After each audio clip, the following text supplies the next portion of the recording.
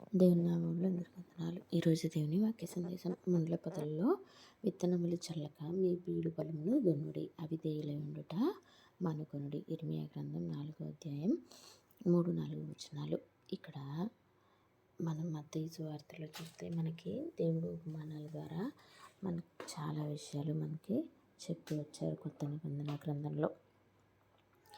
ఇక్కడ ముళ్ళ పొదలు అంటే మనకున్నటువంటి ఐహిక విచారాలు, లేకపోతే మనకున్నటువంటి లోకాశలు కావచ్చు, లోకం అంటే మనం పరిగెత్తేది కావచ్చు, మనకున్న కష్టాలు కావచ్చు. విత్తనం అనేది దేవుని వాక్యంగా మనం తీసుకుంటే మనం వింటాం వాక్యం, కానీ అదేమవుతుందండి, మనకున్న విన్నప్పుడు మంచిగా అనిపిస్తుంది. ఇది చేయాలి, అవును నాలో ఈ తప్పు ఉంది, నేను దీన్ని వదులుకోవాలి అని చెప్పి మనం అనుకుంటాం. కానీ మనకున్నటువంటి ఏవైతే ఈ లోకంలో మనం అనుభవిస్తున్నటువంటివి, లేకపోతే మనం ఎదుర్కొంటున్నటువంటి పరిస్థితులు ఏం చేస్తాయండి, ఆ వాక్యాన్ని మనలో ఫలింపచేయనీయకుండా ఇవే లోకంలో ఉన్నవే మనకి ప్రయారిటీగా అనిపిస్తాయి. అలా కాక ముళ్ళ పొదల్లో మన విత్తనాలు చల్లకుండా ఏం చెప్తున్నాడు దేవుడు, మీ బీడు పొలములను దున్నుడి. బీడు పొలములు అంటే ఫలింపని జీవితం. మన జీవితం ఫలించేలా ఉందా ఒక్కసారి ఆలోచించాలి. మనం ఏం చేస్తూ ఉన్నాం, దేవునితో గడపకుండా ఎన్నాళ్ళు దేవునిలో ఉన్న ఎన్నో సంవత్సరాలు అయి ఉండొచ్చు మనం దేవుని నమ్ముకొని, కానీ దేవునిలో ఫలించని వారంగా ఉన్నాం.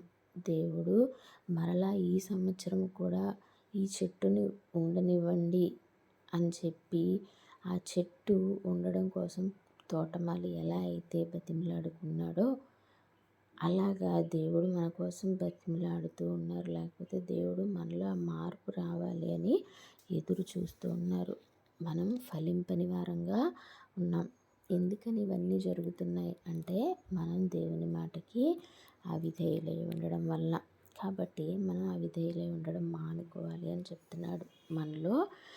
ఇప్పుడు ప్రస్తుతం ప్రతి ఒక్కరు ఉన్న పరిస్థితి ఎలా ఉంది, దేవుని రాజ్యం వస్తుందిలే, ఎప్పుడు వస్తుందో మనకేమో తెలుసా, చనిపోయిన తర్వాత పరలోకం వెళ్తా ఉంటా, మనం చూసామా, ఇప్పుడు బాగానే ఉన్నాం కదా, దేవుడు చెప్పినట్లు బ్రతకాలంటే అసలు ఏ తప్పు చేయకూడదు, ఏమీ చేయకూడదు, అలా అయితే ఈ లోకంలో బ్రతకగలమా, మనల్ని ఎవరన్నా బ్రతకనిస్తారా, ఇలాగా మన దారిలో మనం నడుద్దాం, చివరిలో మారాను ప్రభు అంటే దేవుడు తీసుకుంటాడు కదా, ఆయన క్షమిస్తాడు కదా, ఆయన క్షమించేవాడు కదా అనే ఆలోచనలో మనం ఉంటాం.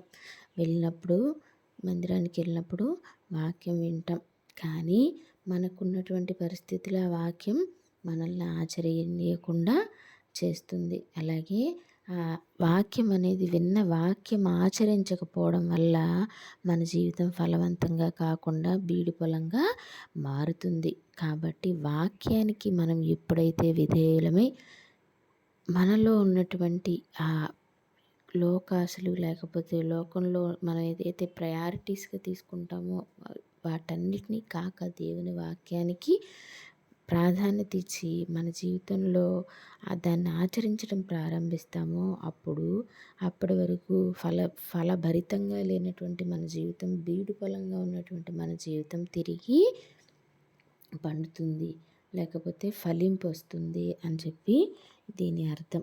మనం ఒక్కసారి ఆలోచించుకోవాలి, మనం ఎలా ఉన్నాం, మనం దేవుని వాక్యానికి ఎంత విధేయత చూపిస్తున్నాం. వినువారు మాత్రమే కాక దానిని ఆచరించేవారుగా మీరు ఉండాలి అని చెప్పి దేవుడు చెప్పారు. మరి మనం ఎలా ఉన్నాం, విని వదిలివేసే వారంగా ఉన్నామా, విని ఆ కష్టం వచ్చినప్పుడు పాటించకుండా మన దారిలోకి మనం వెళ్ళే వారంగా ఉన్నామా, ఎలా ఉండాలి అనేది ప్రతి ఒక్కరూ ఆలోచించుకోవాలి. దేవుడు చెప్పినట్లు దేవుని వాక్యానికి మనం విధేయత చూపిస్తే, దేవునికి మనం ప్రాధాన్యత ఇస్తే దేవుడు మనకి ప్రాధాన్యత ఇస్తారు అని తెలియజేస్తూ వందనాలు.